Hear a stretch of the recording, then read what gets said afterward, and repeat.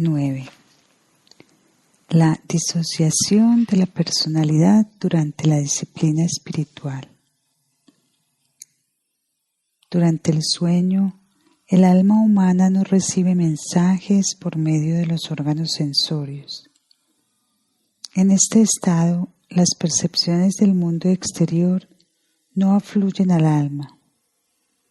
En cierto sentido, el alma está positivamente fuera de aquella parte de la entidad humana, del llamado cuerpo físico, que durante la vigilia hace posible las percepciones sensorias y el pensar. Solo está conectada con los principios más sutiles, el cuerpo etéreo y el cuerpo astral, que se sustraen a la observación de los sentidos físicos.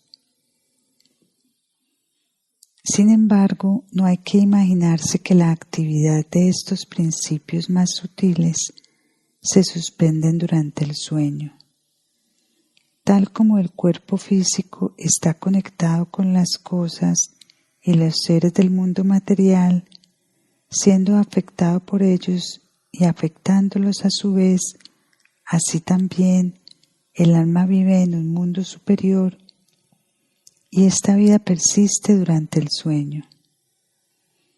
Efectivamente, durante el sueño, el alma está en plena actividad, solo que no podemos saber nada de esta actividad mientras no tengamos los órganos de percepción espiritual para observar durante el sueño lo que pasa en torno nuestro y lo que nosotros mismos estamos haciendo. Tal como durante el día observamos nuestro entorno físico con nuestros sentidos comunes, como se demostró en los capítulos precedentes, la disciplina oculta consiste en el desarrollo de ciertos órganos para la percepción espiritual. Ahora bien, si por la disciplina oculta se transforma la vida del sueño de la manera descrita en el capítulo anterior, el hombre será capaz de darse cuenta de lo que suceda en torno suyo, mientras esté en tal estado, pudiendo orientarse a voluntad en su medio ambiente, tal como durante la vigilia encuentra su camino mediante los sentidos. Es oportuno hacer notar que la percepción del mundo sensorial requiere un grado superior de clarividencia. Esto ya ha sido indicado en el capítulo precedente. En la fase inicial de su desarrollo, el discípulo solo percibe cosas pertenecientes a otro mundo, sin que sea capaz de discernir su conexión con los objetos del mundo exterior. Estas características de la vida del sueño y del sueño profundo ilustran lo que sucede continuamente en el ser humano.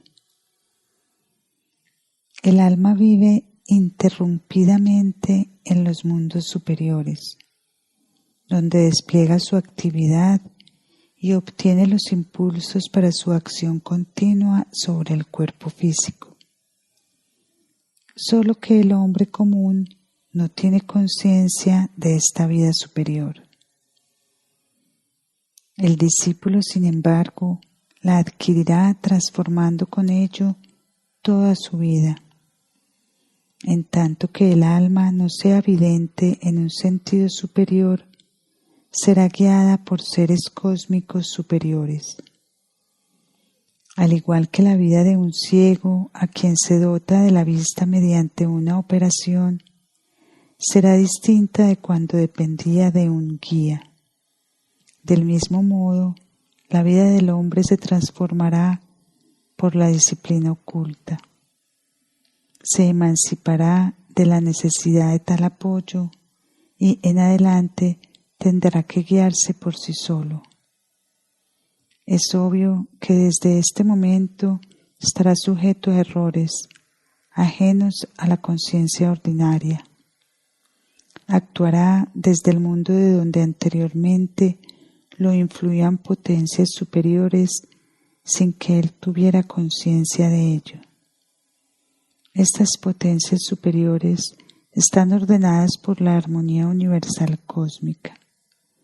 El discípulo se sustraerá a esta armonía cósmica. En lo sucesivo, él mismo tendrá que ejecutar actos que antes habían sido realizados para él sin su participación.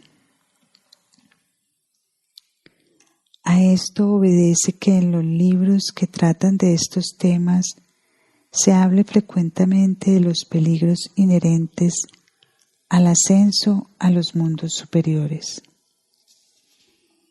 Las descripciones que a veces se dan de estos peligros bien pueden hacer estremecer a un espíritu temeroso ante la perspectiva de la vida superior. Sin embargo, hay que recalcar que tales peligros solo existen si se descuida adoptar las precauciones necesarias. En cambio, si realmente se toman todas las medidas aconsejadas por la verdadera disciplina oculta, el ascenso se realizará, pero aunque se realice a través de vivencias cuya potencia y magnitud sobrepasa a cuanto la fantasía más osada del hombre pudiera imaginarse, no podrán acarrear un prejuicio para la salud o la vida. El discípulo se encontrará con potencias horribles que por doquier amenazan la vida. Le será posible valerse de ciertas fuerzas y seres que se sustraen a la percepción sensorial, y será muy grande la tentación de adueñarse de estas fuerzas al servicio de un interés egoísta, ilícito, o hacer mal uso de ellas a causa de un conocimiento deficiente de los mundos superiores. Algunas de estas experiencias particularmente importantes, por ejemplo, el encuentro con el guardián del umbral, se describirán en los capítulos siguientes. Sin embargo, hay que considerar que las potencias hostiles a la vida están presentes, aun cuando no se las conozca. Cierto es que en tal caso su relación con el hombre está determinada por poderes superiores y que esta relación se modifica al entrar el individuo conscientemente en aquel mundo antes velado para él. Pero esto irá acompañando de una elevación de su propia existencia y la esfera de su vida se enriquece con un ilimitado campo de experiencias nuevas. Solo puede surgir un peligro verdadero si el discípulo, por impaciente o arrogancia, asume demasiado pronto cierta independencia frente a la experiencia del mundo superior. Si no puede esperar hasta que esté dotado con una comprensión suficiente de las leyes suprasensibles. En estos dominios, la humildad y la modestia son palabras aún mucho menos vacías que en la vida cotidiana. Sin embargo, si el discípulo posee estas cualidades en el mejor sentido, podrá estar seguro de que su ascenso a la vida superior se llevará a cabo sin peligro para lo que comúnmente es llamado salud y vida. Ante todo, no debe surgir discordancia alguna entre las experiencias superiores y los acontecimientos y requerimientos de la vida cotidiana. La tarea del hombre ha de ser buscada en la tierra, y quien quiera rehuir sus tareas en esta tierra, tratando de escapar a otro mundo, podrá estar seguro de no llegar a su meta. No obstante, lo que perciben los sentidos no es más que una parte del mundo. Dentro de lo espiritual residen los seres que se manifiestan en los acontecimientos del mundo material. El ser humano deberá participar del espíritu para poder llevar al mundo sensible las manifestaciones espirituales. Transformará la tierra implantando en ella lo que ha investigado en el mundo del espíritu. Esta es su tarea. Solo porque el mundo terrenal depende del espiritual y el hombre no puede actuar verdaderamente en la tierra si no es partícipe de esos mundos donde están ocultas las fuerzas creadoras. Solo por esta razón deberá tener la voluntad de ascender a ellos. Quien se acerque a la disciplina oculta con esta disposición de ánimo y esté dispuesta a no desviarse ni por un momento de la pauta así marcada, no tendrá que temer el menor peligro. Nadie deberá desistir de esa disciplina. Al contrario, esta perspectiva es un serio llamado para adquirir cabalmente aquellas cualidades indispensables para el verdadero discípulo de la ciencia oculta. Una vez hechas estas observaciones preliminares, destinadas a descartar todo elemento de terror, se procederá ahora a la descripción de algunos de los así llamados peligros. Es cierto que se operan grandes cambios en los ya mencionados cuerpos del discípulo. Tales cambios están relacionados con ciertos procesos evolutivos de las tres fuerzas fundamentales del alma: las fuerzas de la voluntad, del sentimiento y del pensamiento. Antes de la disciplina oculta, estas tres fuerzas están sujetas a una relación determinada, ordenada por leyes cósmicas superiores. El ser humano no quiere, siente o piensa arbitrariamente. Cuando, por ejemplo, un pensamiento determinado surge en su conciencia, se asocia con él un sentimiento determinado de acuerdo a una ley propia de la naturaleza humana, o es seguido de una evolución en una secuencia igualmente natural. Entramos a una habitación, encontramos su atmósfera pesada y abrimos las ventanas. Oímos llamar nuestro nombre y atendemos la llamada. Se nos pregunta y contestamos. Percibimos un objeto maloliente y experimentamos un sentimiento de desagrado. Estas son asociaciones sencillas entre el pensar, el sentir y el querer.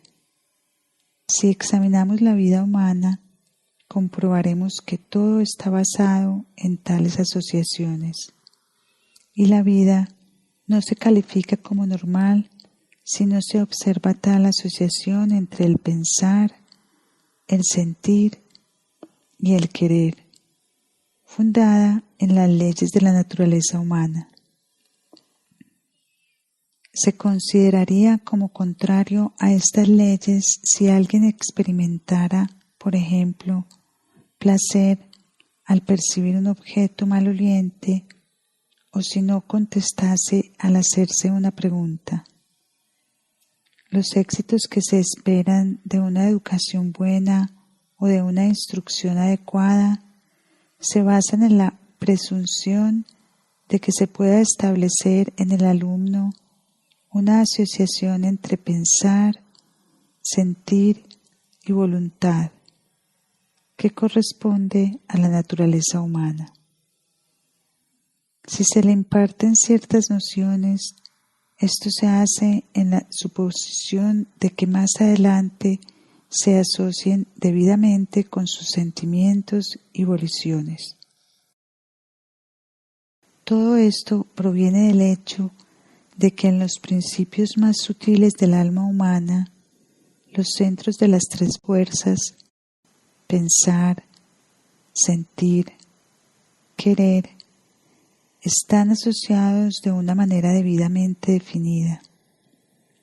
Esta asociación en el organismo psíquico más sutil tiene su contraparte en el cuerpo físico.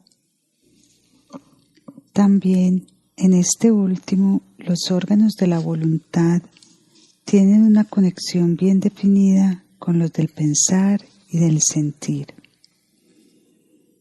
Al surgir determinado pensamiento, evoca también un sentimiento o una actividad de la voluntad. En el curso del desarrollo superior, los lazos de unión entre las tres fuerzas fundamentales quedan rotos. Al principio, esta ruptura solo acontece dentro del organismo anímico más sutil, pero en una etapa aún más elevada. La separación abarcará también el cuerpo físico. Durante el desarrollo espiritual, el cerebro humano, por ejemplo, se divide de hecho en tres partes separadas. Es verdad que esta separación no es perceptible a los sentidos comunes, ni puede mostrarse con los instrumentos más sensibles. No obstante, esa separación ocurre y el clarividente tiene medios para observarla. El cerebro del clarividente avanzado se divide en tres centros de actividad independiente: el cerebro del pensamiento, el cerebro del sentimiento y el cerebro de la voluntad. Así, los órganos del pensar, del sentir y del querer quedarán emancipados de toda dependencia recíproca. En adelante, su asociación ya no será mantenida por leyes inmanentes, sino por medio de la conciencia superior despierta. El cambio que el discípulo observa en su alma consiste en que no se produce ninguna conexión entre una representación y un sentimiento, o entre un sentimiento y una evolución, etc., salvo que él mismo la establezca.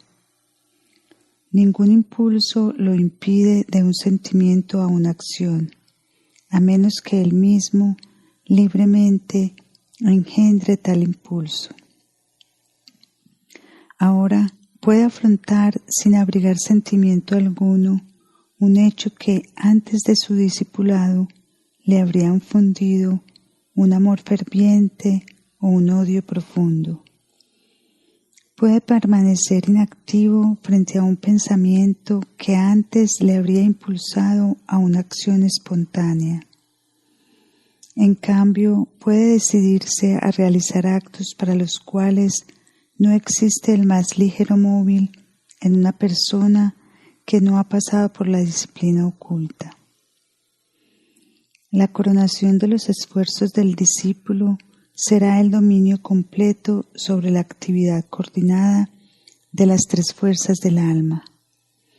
Pero al mismo tiempo, esta actividad estará colocada enteramente bajo su propia responsabilidad. Solo mediante esta transformación de su ser, el hombre puede entrar en una relación consciente con ciertas fuerzas y seres suprasensibles, pues existe un parentesco entre las fuerzas de su propio alma y ciertas fuerzas fundamentales del mundo. Por ejemplo, la fuerza inherente a la voluntad puede afectar determinadas cosas y seres del mundo superior y también percibirlos. Pero esto solo le será posible cuando se haya liberado de su conexión dentro del alma con el sentir y el pensar. Una vez desligada se exterioriza la actividad de la voluntad y otro tanto ocurre con las fuerzas del pensar y del sentir. Un sentimiento de odio emitido por una persona es visible para el clarividente, como una fina nube luminosa de tinte determinado, y el clarividente puede desviar este sentimiento de odio tal como el hombre físico detiene un golpe dirigido contra él. En el mundo suprasensible, el odio se convierte en un fenómeno visible, pero el clarividente solo puede percibirlo debido a su facultad de proyectar hacia afuera la fuerza inherente a su sensibilidad. Del mismo modo que el hombre común orienta hacia el mundo exterior la receptividad de sus ojos. Y lo que sucede con el odio ocurre también con hechos mucho más importantes del mundo material. El discípulo puede entrar en relación consciente con ellos por la liberación de las fuerzas fundamentales de su alma. Debido a esta separación de las fuerzas del pensar, del sentir y del querer, surge la posibilidad de un triple extravío en el curso evolutivo. Si se desatienden los preceptos de la ciencia oculta, tal extravío puede ocurrir si las conexiones se cortan antes de que la conciencia superior haya desarrollado su poder cognoscitivo, lo suficiente como para poder manejar las riendas, posibilitando que las fuerzas separadas se combinen en una libre actividad armónica. Por regla general, las tres fuerzas fundamentales del hombre no están igualmente avanzadas en su desarrollo. En algunas personas, el pensar se habrá adelantado al sentir y al querer, mientras que en otras, algunas de las otras fuerzas predominan sobre las demás. Ahora bien, mientras se mantenga la conexión de estas fuerzas establecida por las leyes cósmicas superiores, el predominio de una u otra de estas fuerzas no puede causar alguna irregularidad que en un sentido superior resulte dañosa. En el hombre dominado por la voluntad, el pensar y el sentir ejercen una acción compensadora mediante estas leyes, impidiendo que la voluntad predominante incurra en excesos. Sin embargo, cuando alguien de voluntad predominante emprende el camino de la disciplina oculta, el pensamiento y el sentimiento dejarán de ejercer su influencia reguladora sobre la voluntad, que tratará incesantemente de imponer su enorme poder. Si tal persona no ha avanzado lo suficiente para poder dominar completamente su conciencia superior y crear por sí misma la armonía, la voluntad seguirá desenfrenada su propio camino, sobrepujando continuamente a su poseedor. El sentir y el pensar caerán en una impotencia absoluta. El hombre actuará aguijoneado por la voluntad tiránica que lo esclaviza. El resultado será un carácter despótico que pasa desenfrenadamente de una acción a otra.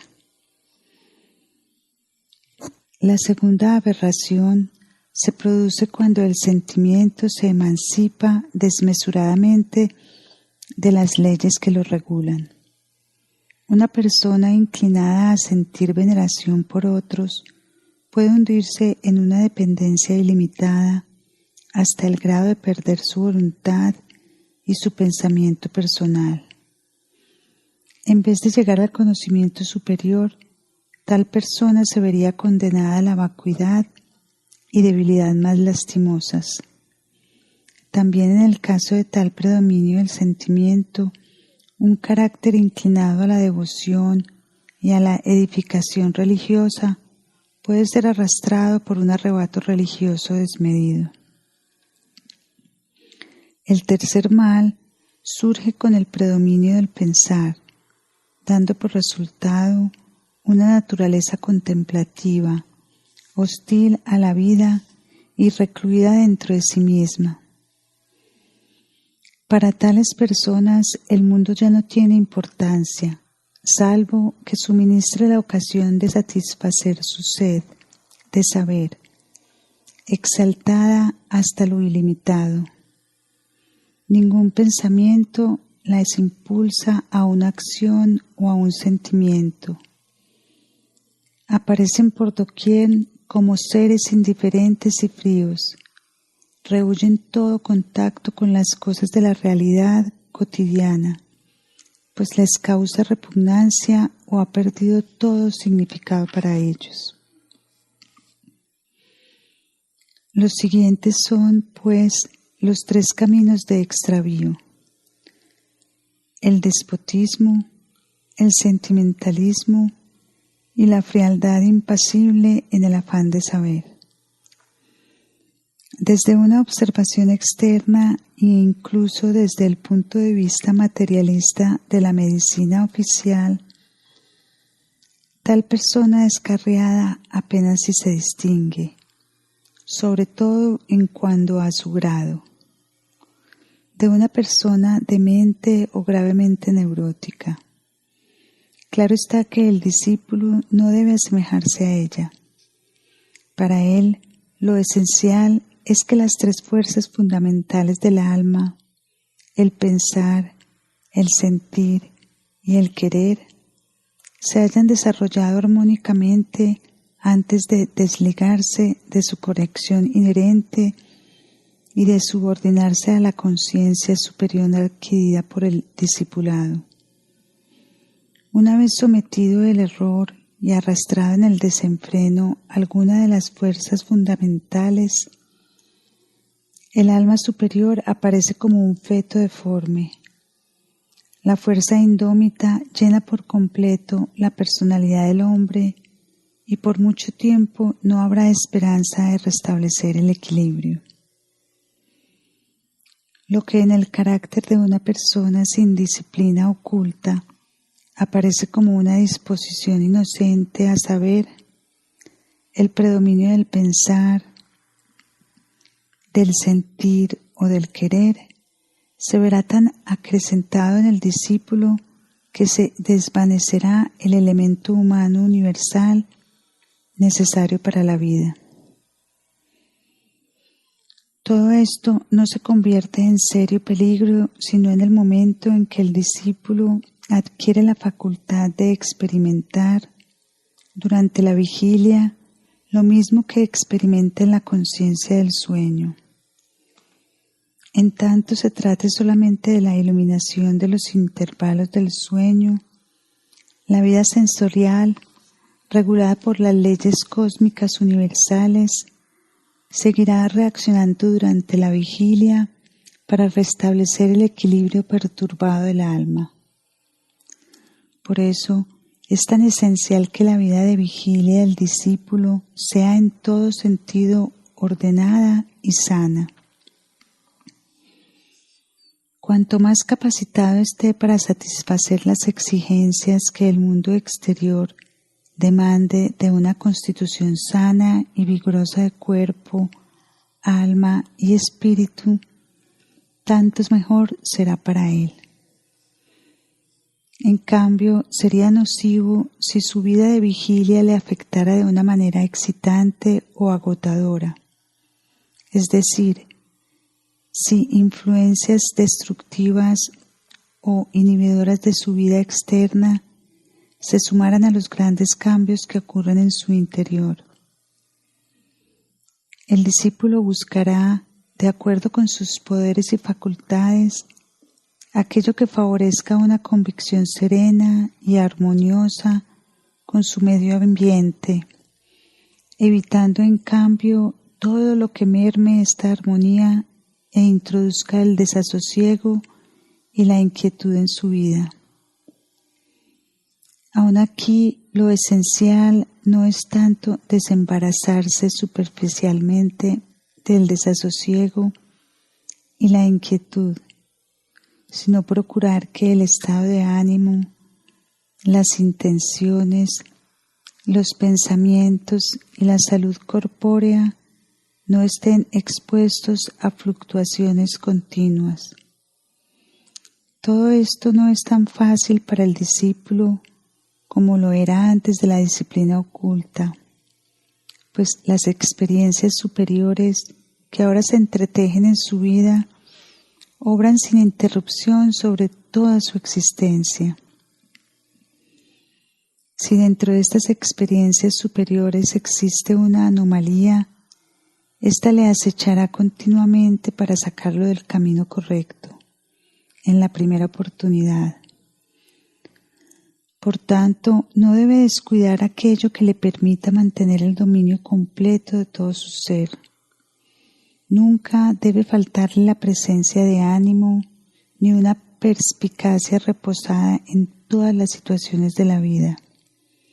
En el fondo, una disciplina oculta genuina engendra por sí misma todas estas cualidades y en su curso el discípulo solo aprenderá a conocer los peligros a medida que adquiera simultáneamente y en el momento oportuno el poder para vencerlos.